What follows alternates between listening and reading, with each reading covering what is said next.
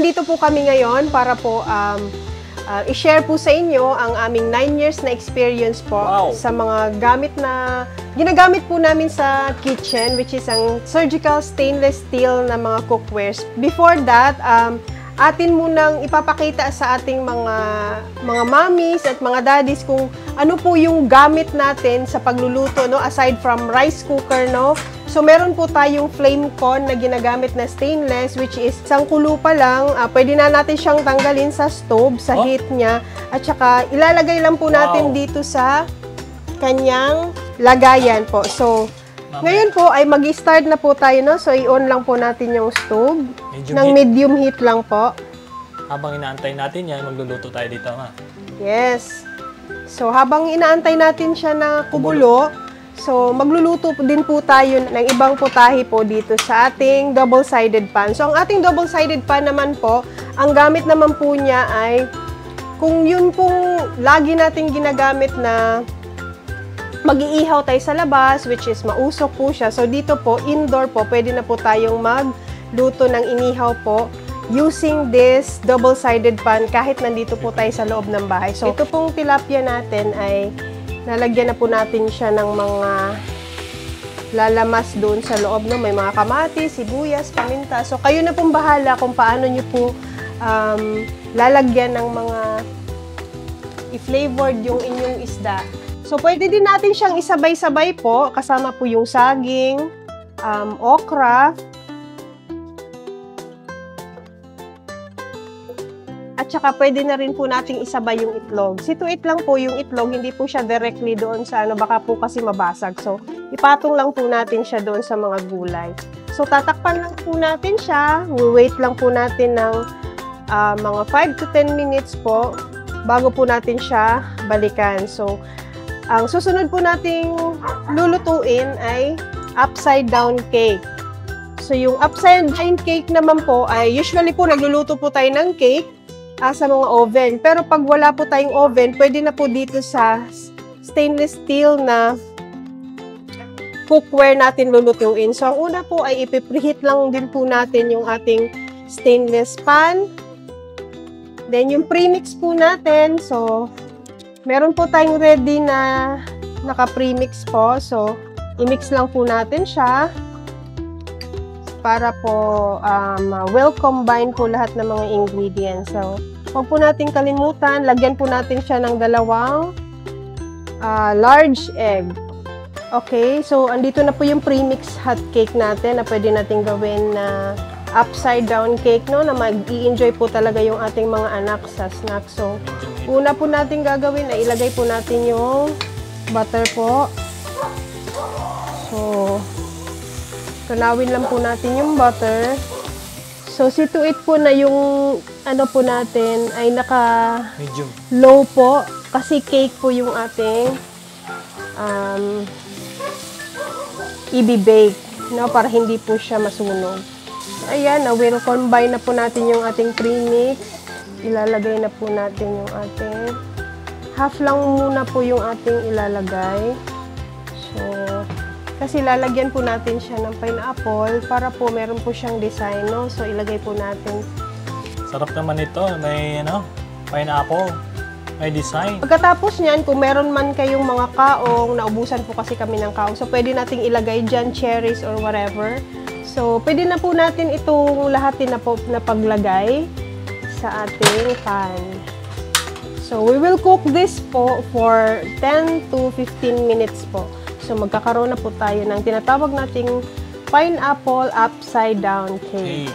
Ito na po, sa low heat lang po, mga madam. So, mamaya po ipapakita po natin kung paano siya maluluto na wala na po siya dito sa kanyang stove. So, ito po, sisilipin lang po natin kung ano na pong nangyari dito sa ating nilagay na So, machi-check po natin, no? Yan po yung kanyang sitwasyon ngayon. So, maya-maya po konti po, mga 10 to 15 minutes pa po yan, no? Before po yan maluto. So, every now and then po, lahat po yan i-check po natin para po hindi po sila masunog.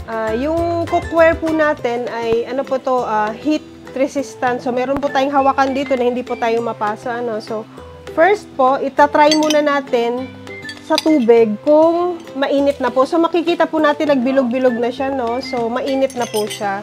Usually, ginagamitan natin siya ng oil, no? Para po makapagluto tayo. Pero this time po, didiretso lang po natin yung ating sibuyas at saka bawang sa pagluluto. So, ito po yun. So, lulutuin lang natin siya na wala po siyang oil para po healthy po yung ating gagawing baked mac.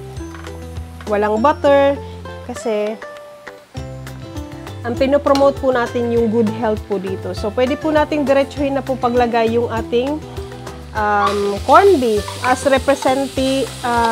nagre-represent doon sa wala kasi tayong ground beef. So, yung dilata na lang po yung ating gagamitin.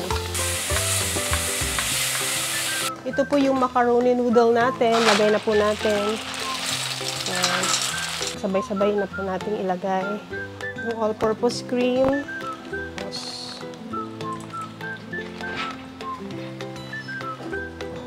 Para po mas cheesy po yung ating baked mac. Lagyan muna natin siya konti ng tubig, no, para maluto yung ating noodles. Ito lahat ng pwede nating lutuin na wala tayong gadget ng oven or whatsoever. Pwedeng maluto possibly dito sa ating cookware na stainless. So, dito sa double-sided pan, titingnan natin kung ano na pong nangyari dito sa ating niluluto. So, makikita po natin dito, no, nag-crack na po yung egg. So, while yung isda po ay hindi naman kaagad yan maluluto. So, ito po ay mga luto na, ano, yung okra. Tanggalin lang po natin muna sila. Yun, titingnan po natin yung itlog ay luto na po siya kasi nag-crack na po yung dulo niya. Yun yung saging, makikita po natin, no, mas masarap po yung saging, nalulutuin natin dito kaysa lalagyan pa natin ng tubig.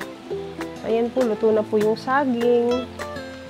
So, actually, babalik ta rin lang natin siya kasi gusto nating maano. So, makikita po natin yung isda na hindi pa naman siya masyadong luto kasi, so, another more 10 minutes pa siguro for the fish para po siya ay maluto ng mabuti. Ngayon po, kumulo na po siya. As you can see po, ayun po, oh.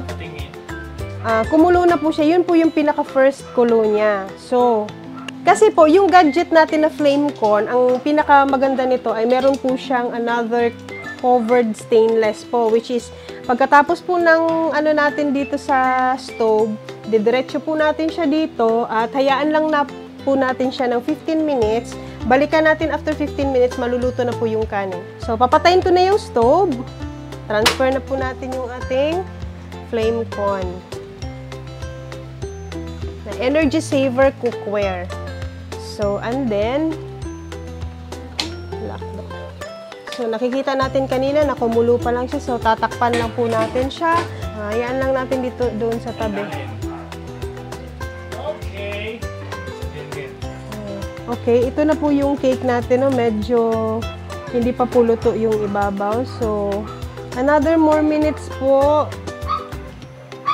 para po dito sa ating upside down cake. So, ayan po, kumulo na siya. So, pwede po natin siyang mayat maya ay... Wow! Sarap naman. Nakakayami. Gutom na ako. Si mamaya, ito yung merienda mo. So, more minutes for our baked mac po. So, okay po, babalikan po natin yung ating niluluto sa ating double-sided pan. So, yun pong saging sa nakikita nyo, luto na po siya. So, we will remove it from para maalwan po yung pagkaano ng ating isda ng tinidor. So, pwede na natin siyang baliktarin. Basta po, pag nakita nyo yung gilid na brown na, so babaliktarin po natin. Ayan. So, tatakpan lang din natin siya ulit for mga about 10 minutes. Sarap itong pang merienda sa mga bata. So, mga mommy, hindi na po natin kailangan ng oven para po tayo ay makapagluto ng masarap na snacks para po sa mga anak natin. So, ito lang po, yung product lang po na ito ay sulit na po para po makapag-prepare po tayo ng healthy at napakasarap po na merienda. At dito po, pwede din po tayong magluto ng mga sabaw-sabaw, kung ano po yung gusto po nating lutuin po sa mas short time po na pagluluto. Kasi ang stainless po ay madali pong uminit, madali makapagluto, at of course po, very healthy po kasi hindi po siya kailangan... Kasi malaluto na, no? Mamaya pa kasi yung noodles niya hindi pa masyadong luto. Okay. So, balikan ulit natin siya. Sa low fire lang po siya para hindi po masunog yung ating niluluto. Paano mo nalagyan? Makikita mo nagbilog-bilog na. Yan, nagbilog-bilog. Yan, ibig Pag sabihin. nagbilog-bilog na, ibig sabihin ready na po yung ating cookware po para po lulutuan kasi mainit na po siya. So, ang lulutuin po natin dito ay itong fried chicken na walang mantika. So, first kasi na-test na po natin siya ng water test. So, ilalagay na po natin yung manok. So, first po, ang position po ng chicken ay ganito.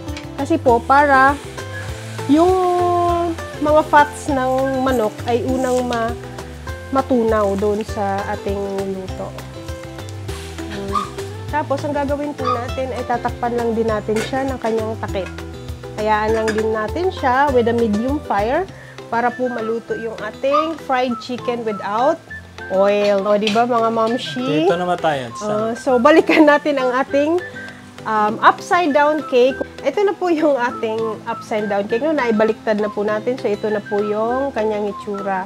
So, mas maganda po siyang tingnan kung meron po siyang mga cherries dito no, sa ibabaw ng pineapple natin since naubusan po tayo. So, hindi na po natin nalagyan. So, benefits po, pag ito po yung gagamitin natin na para po paglutuan ng chicken ay matatanggal po lahat ng mantika na napaloob sa chicken. So, healthy po siya. Pwede natin i-remove para po, hindi po natin makonsume, Kasi yung mga mantika-mantika po ay, yun po yung nakakapagdulot sa atin, nakapagdagdag sa atin ng mga cholesterol sa ating katawan. So, hindi po siya healthy.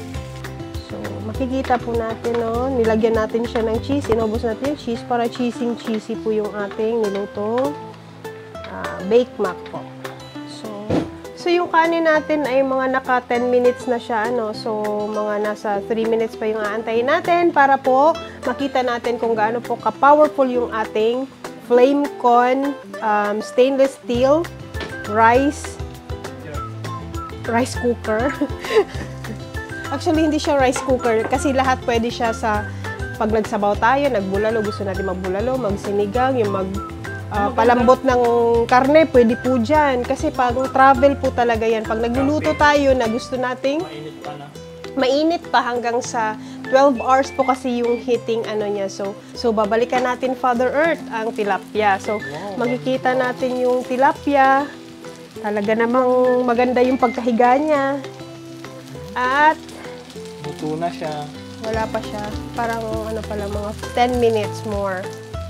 So, itakpan natin siya ulit. Pero ang nakagandahan po nito ay hindi na po siya nakakaano ba sa kapitbahay. Alam natin yung yung umuuso kasi nag-aano tayo ng mga uling sa labas. So, dito pwede na natin gawin yung pag-iihaw sa loob mismo ng ating mga tahanan. So, very useful po itong double-sided pan natin kasi nagagamit po siya kahit sa camping, mag-outing kayo, pwede niyo po siyang dalhin para po doon po kayo magluluto. Tama, magbalak natin mag-camping ma. So, babalikan po natin yung kanina na sinaing po natin dito sa ating Flamecon, the Wonder Cooking. So, unang kulo pa lang nakita nyo naman, diba, tinanggal ko after 10 minutes, tinabi ko lang siya. So, ito na po yung naging resulta ng ating, okay? Makikita nyo naman, lutong-luto na siya, di ba? Wala na siyang tubig. So, wow, magic! So, nakikita nyo din po na umuusok pa siya, no? So, ito po yung product po talaga na nakakapag-save ng energy. Kasi dito po, hindi lang po rice ang pwede nating lutuin. Pwede po tayong magpakulo ng baka. Pwede po tayong magpakulo na kung anumang mga gusto nating lutuin po, no? Lalong-lalo na po pag nagta-travel po tayo. So, itong product na po ito, pwede po nating dalhin, no, sa mga long drive natin. We're very happy kasi ito pong mga cookwares na po ito ay 9 years na po namin siyang ginagamit. So far, so good. Wala po kaming karanasan po nakakaiba, no? Kasi lahat po ng namin sa magpapalit po kami ng tangkay ng gasol. 4 months po talaga. Usually, yung iba 2 months, ubos na. Sa amin po 4 months. Kasi po, dahil po ito sa mga ginagamit po naming cookwares na, which is energy saver po talaga siya.